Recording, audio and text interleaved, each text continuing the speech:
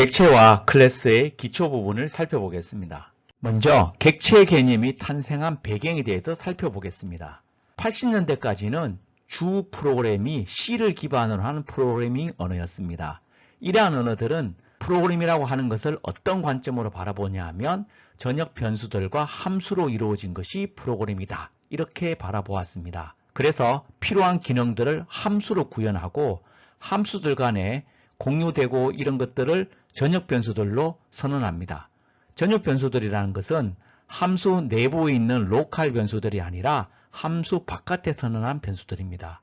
이 변수들은 이와 같이 여러 함수들 내부에서 참조하고 읽고 쓸 수 있기 때문에 나중에 코드 크기가 커져서 어떤 부분을 수정한다고 하면 예를 들어서 이 B를 없애버린다고 하면 로봇 암이라고 되어 있는 이 함수가 영향을 받게 되겠죠. 그래서 무슨 문제가 없는지 프로그램 전체 코드를 살펴봐야 됩니다. 문제는 프로그램 크기가 작을 때는 크게 문제가 되지 않는데 수만 라인 정도로 커지게 되면 전역 변수의 개수가 수백 개 혹은 수천 개가 될 수도 있습니다. 그러면 너무 관리하기 어렵고 코드를 분석하는 것도 굉장히 어렵게 됩니다. 그래서 함수 단위로 관리하는 것보다는 조금 더 큰 단위로 관리할 필요가 생기게 됩니다. 함수 하나하나가 아니라 함수들의 묶음, 데이터들의 묶음, 그래서 어떤 일을 하는 여러 개의 함수가 이 함수들 간에 공유할 수 있는 변수들을 묶어서 변수와 함수들을 묶어서 하나의 단위로 할 수 있는 것, 이것을 객체라고 명명하기 시작한 것입니다. 그래서 C 이후에 C++를 시작으로 객체 지향 프로그래밍 언어들이 대거 등장하게 됩니다. 이 객체 지향 프로그래밍에서는 프로그램을 전역 변수와 함수로 보는 것이 아니라 객체들로 정의한 다음에 이 객체들이 상호작용이 되면 그게 프로그램이다. 이렇게 바라보게 됩니다. 만약에 수정이 필요하면 관계되는 객체만 수정하고 그 객체가 아닌 곳에서는 손을 대지 않아도 되도록 하게 만들면 프로그램 분석하거나 수정하는 데 용이하게 될 것입니다. 그래서 과거에 A, B, C, D 이와 같은 전역 변수들과 이러한 전역 변수들을 참조하는 네모 박스로 표시되어 있는 이러한 함수들이 있다고 하면 예전에는 이런 것들이 한꺼번에 섞여 있어서 전체를 다 분석해야 됐다고 하면 관계 있는 것들을 객체 개념으로 묶습니다. 여기서 객체 1, 객체 2, 객체 3 이렇게 나눠서 객체 1에 정의된 기능에 필요한 함수들과 이 객체들 사이에 공유될 수 있는 이 변수들을 묶어서 하나의 객체로 만드는 거죠. 이렇게 객체들로 서로 따로따로 분리해내게 되면 내부에 수정할 일이 있으면 이 객체 1만 손대면 되고 2, 3은 손을 대지 않아도 되지 않느냐. 여기에서 객체 지향 개념이 굉장히 주목을 받게 되는 것입니다. 결과적으로 객체라고 하는 것들은 함수들과 그 함수들 간에 공유되는 변수들의 집합이라고 볼 수 있습니다. 그런데 이 객체를 정의하기 위해서는 객체의 타입을 정의하는 것이 필요하게 됩니다. 그래서 객체의 타입을 클래스, 같은 종류를 모아둔 것을 영어로 클래스라고 그러죠. 그래서 객체의 타입을 클래스라는 말로 정의하게 됩니다. 이것은 우리가 앞에서 변수를 선언할 때 int ab 그러면 정수형 타입으로 두 개의 정수형 변수를 생성하는 것과 유사하게 클래스 A라고 정의해 놓으면 클래스 A 타입으로 A1, A2 이렇게 기술하게 되면 이러한 타입으로 두 개의 객체를 지칭하게 만드는 이러한 방식입니다. 그래서 클래스를 기반으로 생성된 것들을 우리가 인스턴스, 영어로 for instance 그러면 한 예제가 되죠. 인스턴스란 말과 객체란 말은 동의어가 됩니다. 우리가 앞에서 유니티 편집기를 이용해서 스크립트를 만들고 계층창에 컴포넌트를 붙였습니다. 앞에서 예제로 여러 번 사용했던 테스트 스크립트를 예를 들어 보면 이런 테스트 스크립트는 클래스라고 앞에 보면 이름이 붙어져 있죠. 테스트 스크립트라는 객체를 정의하기 위한 클래스고 파일로 저장이 돼 있죠. 그러면 이거를 계층창에다가 우리가 컴포넌트로 객체, 게임 객체 A와 B가 있으면 이 컴포넌트로 각각 이렇게 붙였죠. 그러면 이 각각이 이 테스트 스크립트 클래스의 인스턴스가 되는 겁니다. 이 경우는 두 개의 인스턴스가 만들어진 것이죠. 각각의 인스턴스는 서로 독립적이기 때문에 테스트 스크립트에도 total이라는 변수가 있을 것이고 게임 객체 A에도 이 테스트 스크립트에 total이라는 변수가 있을 것입니다. 만약 나중에 이쪽에 있는 토탈 값이 바뀐다 하더라도 이쪽에 있는 토탈 값과는 서로 독립적이고 무관하게 되는 것이죠. 주요한 용어 두 개를 살펴보겠습니다. 멤버 변수와 멤버 함수라는 용어가 있습니다. 예제를 통해서 살펴볼 건데요. 이 테스트 스크립트라는 클래스에서 예를 들면 인크리멘탈 애드나 스타트에서 공통으로 쓸 수 있는 것이 여기 정의되어 있는 변수죠. 이러한 변수들을 뭐라고 부르느냐 하면 멤버 변수라고 그럽니다. 클래스 내부에 속한 멤버들이 쓸 수 있는 변수이기 때문에 멤버 변수라 그러죠. 만약 함수 안에서는 된 것들을 우리가 요 int a 같은 거 이런 것들을 로컬 변수라고 부른다고 그랬죠. 로컬 변수들과 다르게 멤버 변수들은 이 함수들 간에 공유될 수 있다는 점이 다릅니다. 그리고 이 네모 박스로 표시되어 있는 것들이 멤버 함수가 되는데요. 클래스 내부에 서로 호출할 수 있는, 즉 스타트에서 이 인크리멘탈 애들을 호출할 수 있죠. 이렇게 서로 내부 간에 서로 호출할 수 있는 클래스 내부에 정의되어 있는 함수들을 멤버 함수라고 부릅니다. 멤버 변수와 함수들을 변수를 먼저 선언하고 함수를 선언해야 되는 것이 아니라 이게 중간에 밑으로 여기 와도 되고 뒤쪽이 와도 되고 상관없습니다. 그리고 이게 위로 가도 되고 이게 밑으로 가도 되고, 즉 멤버 변수와 함수들은 서로 임의의 순서로 막 섞어도 영향을 받지는 않습니다. 멤버 변수와 함수를 정의할 때 접근을 변경할 수 있습니다. access modifier라고 하는데요. 예제를 중심으로 설명을 드리겠습니다. 멤버 변수 앞에 지금 public이라고 붙였습니다. 그리고 여기 있는 incremental add member 함수 앞에도 public이라고 붙였습니다. 이렇게 public이라고 붙이게 되면 다른 게임 객체에서 이 멤버를 접근할 수 있도록 허용해 주게 됩니다. 그래서 다른 스크립트 컴포넌트나 다른 곳에서 이 토탈 값을 읽을 수 있고 테스트 스크립트의 인크리멘탈 애드 함수를 실행할 수 있습니다. 그리고 멤버 변수인 경우는 인스펙터 창을 통해서 우리가 직접 이 값을 변경하고 현재 값이 뭔지 읽어볼 수도 있습니다. 나중에 그런 부분을 살펴보겠습니다. 반면 프라이빗이라고 붙이게 되면 다른 객체에서 접근이 불가합니다. 그래서 다른 스크립트에서 이 p1이라는 멤버 변수는 읽을 수 없습니다. 쓸 수도 당연히 없고요. 마찬가지로 프라이빗으로 설정이 되어 있는 인터널 펑션이라는 것은 다른 스크립트에서 이 함수를 실행할 수 없습니다.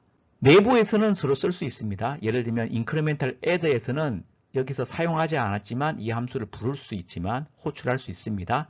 다른 컴포넌트, 예를 들면 another script라는 컴포넌트가 있다면 그 another script에서는 이거를 호출할 수 없다라고 보시면 되겠습니다. 그리고 만약에 이와 같이 T2는 private도 없고 public도 없죠. 이런 경우는 private이 써 있다고 간주를 합니다. private과 이렇게 public으로 구분하는 이유는 private으로 쓴 것들은 나중에 변경을 해도 외부에서 보이지 않기 때문에 우리가 내부 구현 방식을 마음대로 변경할 수 있다는 장점을 가지고 있습니다. 게임 객체는 트랜스폼 컴포넌트를 비롯한 여러 개의 컴포넌트를 갖습니다. 그런데 이 컴포넌트는 인스턴스의 한 종류입니다. 가령 이와 같이 게임 객체가 트랜스폼, 테스트 스크립트, 박스 클라이더 컴포넌트를 갖는다고 합시다.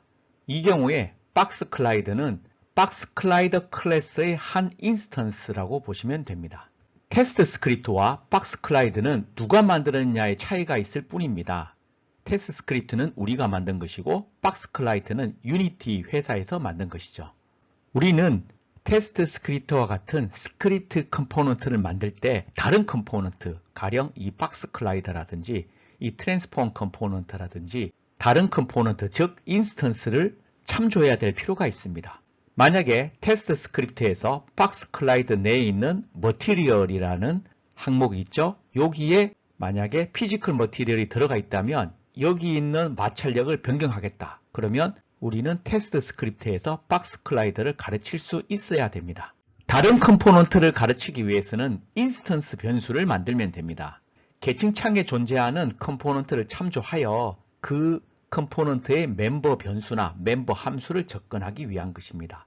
문법은 간단합니다. 인스턴스 변수가 우리가 참조하기를 원하는 컴포넌트를 가리키게 만든 다음에 그 변수명 뒤에 닷을 쓰고 그 멤버 변수나 멤버 함수를 사용하면 됩니다. 예를 들어 봅시다. 콜러 스크립트라는 컴포넌트를 이와 같이 만들었다고 합시다. 이 콜러 스크립트는 테스트 스크립트 컴포넌트의 토탈 값을 출력하고 싶습니다. 이 테스트 스크립트 안에 멤버 변수로 토탈이 보이시죠? 요거를 출력하고 싶습니다. 그러면 이 콜러 스크립트에서는 인스턴스의 타입, 즉 테스트 스크립트 클래스의 인스턴스 변수명을 적습니다. 이건 우리 마음대로 지으면 되죠. 그래서 테스트 스크립트라고 이름을 지어놨고요. 현재는 여기에 아무것도 초기화되어 있지 않기 때문에 아무것도 가르치고 있지 않습니다.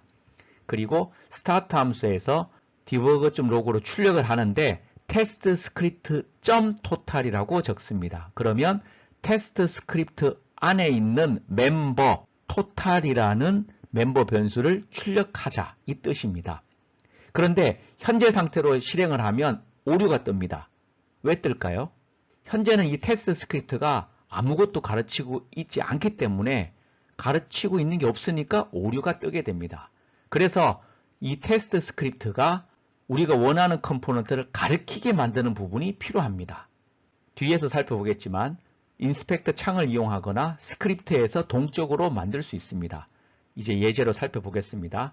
예제를 살펴보기 전에 한 가지 짚고 넘어갈 점은 이 테스트 스크립트.total과 같이 멤버 변수를 이렇게 쓰면 되는데 멤버 함수, 예를 들어서 테스트 스크립트 안에 있는 incremental add라는 함수를 호출하고 싶으면 이렇게 테스트 스크립트.incremental add 10 이렇게 써주면 됩니다.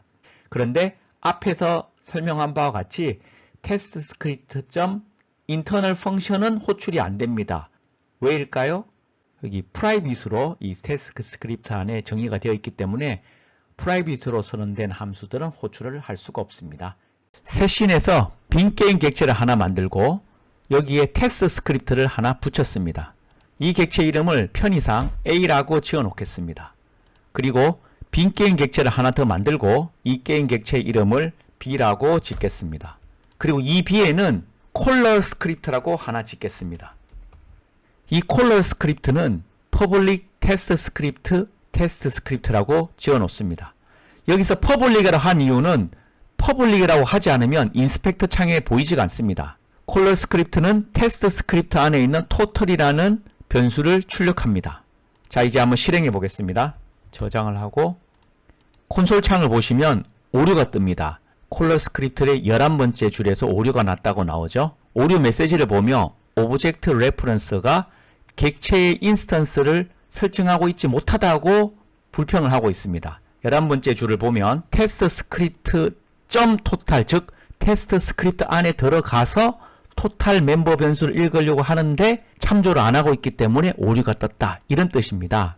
오류가 뜨지 않게 하려면 계층창에 게임 오브젝트 B를 보면 콜러 스크립트가 붙어 있는데 여기 보시면 테스트 스크립트라는 것이 보입니다. 여기 none이라고 해서 들어가 있지 않죠. 그래서 여기에 우리 게임 객체 A에 있는 이 테스트 스크립트를 가르치게 만들어야 됩니다. 그러면 게임 객체 B를 선택한 상태에서 게임 객체 A를 드래그 앤 드랍으로 여기 갖다 놓으면 게임 객체 A에 들어있는 테스트 스크립트 컴포넌트의 주소값을 여기다가 집어넣게 됩니다. 그래서 테스트 스크립트가 게임 객체 A의 테스트 스크립트 컴포넌트를 가르친다 라고 이렇게 표기가 되는 것입니다. 이 상태에서 실행을 해보겠습니다. 콘솔 창에 보면 0이라고 출력되는 걸 볼 수가 있습니다. 만약에 이걸 퍼블릭을 빼면 어떻게 될까요? 프라이빗이 되게 되니까 그다음에 인스펙트 창이 보이지 않게 됩니다. 저장을 하고 한번 살펴보겠습니다. 콜러 스크립트에 테스트 스크립트를 참조할 수 있는 인스턴스 변수가 보이지 않게 되죠. 이렇게 되면 우리가 인스펙트 창에서 직접 인스턴스 변수의 레퍼런스를 설정해 줄 수 없게 됩니다. 이런 경우라면 스크립트에서 직접 넣어주는 수밖에 없습니다.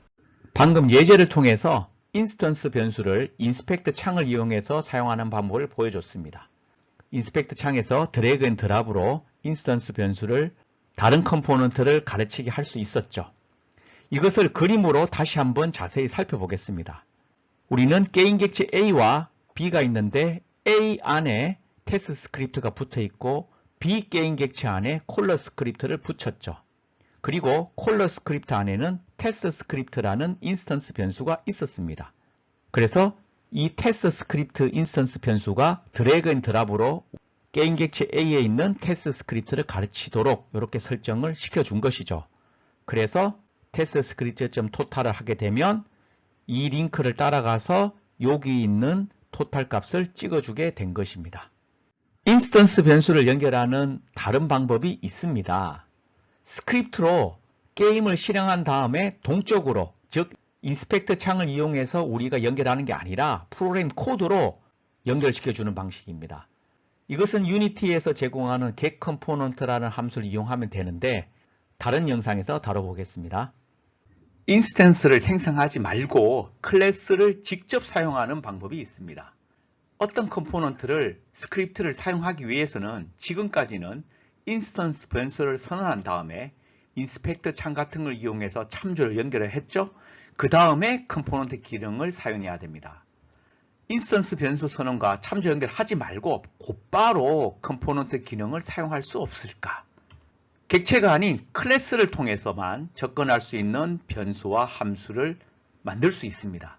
방법은 변수와 함수 선언 앞에 스태틱을 붙이는 것입니다. 이렇게 된 변수나 함수를 스태틱 멤버 변수, 스태틱 멤버 펑션이라고 부릅니다. 예를 들어서 테스트 스크립트 클래스의 인스턴스 카운트는 정수용으로 선언하는데 앞에 스태틱이라고 붙어 있죠. 그리고 외부에서 접근할 수 있어야 되니까 퍼블릭이 붙어 있습니다. 이 스태틱을 빼면 일반적인 인스턴스 변수가 되는데 이 스태틱을 넣게 되면 스태틱 멤버 변수가 되게 됩니다. 밑에 있는 add2라는 함수는 마찬가지로 함수인데 두 개의 정수를 받아서 그 합을 정수용으로 돌려주는 함수인데 앞에 스태틱이 붙어 있죠. 이와 같은 것을 스태틱 멤버 함수라고 합니다. 밑에 있는 이 total이라는 멤버 변수는 스태틱이 없죠. 그러니까 일반 인스턴스, 즉 멤버 변수입니다. 그러면 이렇게 선언된 것을 어떻게 쓸 수 있냐 하면 접근 방법은 클래스명 다음에 점을 찍고 스태틱 멤버 변수명이나 함수명을 적어주면 됩니다.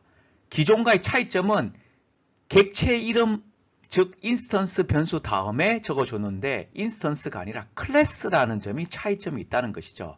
그래서 콜러 스크립트에서 이 테스트 스크립트를 사용할 때 지금 예에서 보면 테스트 스크립트라는 클래스 이름을 바로 쓰고 점을 찍고 여기 있는 add2라는 함수를 바로 호출했죠.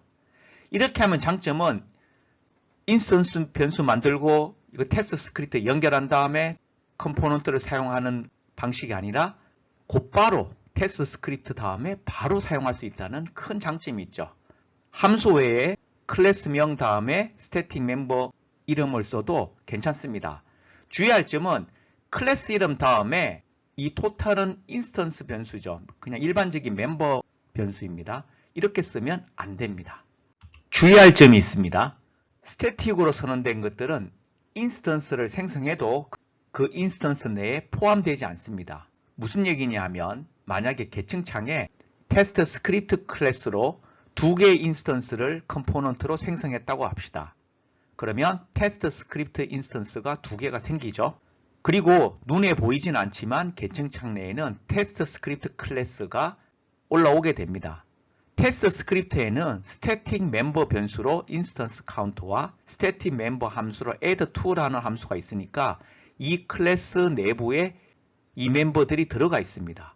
그런데 인스턴스에는 이 스태틱 멤버 변수나 함수가 들어가 있지 않습니다. 그리고 스태틱 멤버 함수는 스태틱 멤버들만 가지고 구성을 해야 됩니다. 왜냐하면 생각을 해보면 인스턴스가 하나도 없이 얘 하나만 가지고 쓸 수도 있어야 되기 때문이죠. 그러면 이 내부에 있는 것들만 가지고 활용을 해야지 외부에 있는 것을 사용할 수 없는 건 당연한 거 아니겠습니까? 그렇기 때문에 스태틱 멤버 함수를 정의할 때는 스태틱 멤버 변수나 다른 스태틱 멤버 함수만 써야지 인스턴스 변수들을 쓰면 안 됩니다. 그렇기 때문에 이러한 제한적인 한계 때문에 모든 경우에 대해서 스태틱 멤버 기법으로 구현할 수 있는 것은 아닙니다. 다행스럽게도 유니티는 많은 스태틱 멤버 함수들을 제공하고 있습니다. 앞에서 계속 많이 사용했던 debug.log라는 것도 잘 살펴보면 디버그가 클래스명입니다. 디버그를 쓰기 전에 우리가 인스턴스를 생성한 적이 없죠. 곧바로 debug.log를 썼으니까 이게 클래스명이고요. 요 뒤에 함수 이름이죠. 이와 같이 유니티는 많은 스태틱 멤버 함수를 제공해서 우리한테 편의성을 제공해 주고 있습니다. 요약입니다. 객체 탄생 배경과 객체의 지향 개념에 대해서 살펴보았고, 객체에 포함된 멤버 변수와 멤버 함수를 살펴보았습니다. 외부 객체에서 접근할 때 제한을 가할 수 있는 퍼블릭과 프라이빗을 살펴보았습니다. 클래스의 인스턴스가 객체가 되는데 컴포넌트가 인스턴스의 일종이라는 것을 말씀을 드렸고, 이거를 참조하는 인스턴스 변수를 선언하고 컴포넌트를 연결하는 법을 살펴봤습니다. 마지막으로 클래스의 스태틱 멤버 변수와 함수를 살펴봤습니다.